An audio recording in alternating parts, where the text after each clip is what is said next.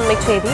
கரூர் கூட்ட நெரிசல் தொடர்பாக சிபிஐ அதிகாரிகளை சந்தித்த சிறப்பு புலனாய்வு அதிகாரிகள், சிபிஐ அதிகாரிகளுடன் எஸ்ஐடி அதிகாரிகள் சந்திப்பு நிகழ்த்தியதாக தகவல் கிடைத்திருக்கிறது.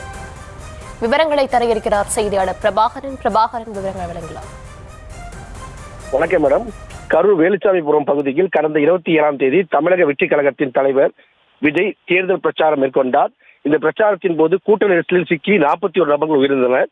தமிழக அரசு சார்பில் தொடர்பாக வழக்கு ஓய்வு பெற்ற நீதிபதி தலைமையிலான ஒரு நபர் விசாரணை ஆணையத்திற்கு உத்தரவிட்டது.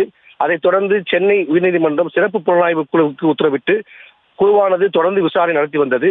சிறப்பு புலனாய்வு குழு விசாரணையை தடை செய்ய வேண்டும் என்று சிபிஐ அமைக்க வேண்டும் என்று உச்சநீதிமன்றத்தில் வழக்கு தொடரப்பட்டது. அந்த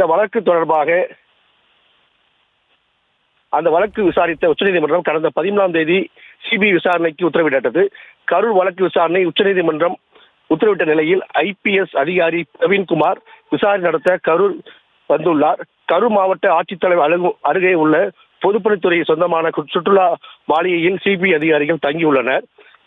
இந்த நிலையில் தமிழக வெற்றிக் கழக தலைவர் விஜய் கரூர் வேலுச்சாமிபுரம் பகுதியில் மக்கள் சந்திப்பு நிகழ்ச்சியில் 41 நபர்கள் உயிர்ந்த நிலையில் இந்த வழக்கு தற்போது சிபிஐயிடம் ஒப்படைக்கப்பட்டுள்ளது. இதனிடையில் கரூர் தாந்தோண்டிமலை பொதுப்பணித்துறை சுற்றுலா மாளிகையில் தங்கியுள்ள சிபிஐ அதிகாரிகளை எஸ்ஐடி அதிகாரிகள் தற்போது சந்தித்து உள்ளனர். இதனால் இந்த வழக்கு குறித்து மேலும் பரபரப்பு ஏற்பட்டுள்ளது. விவரங்களுக்கு நன்றி பிரபாகரன்.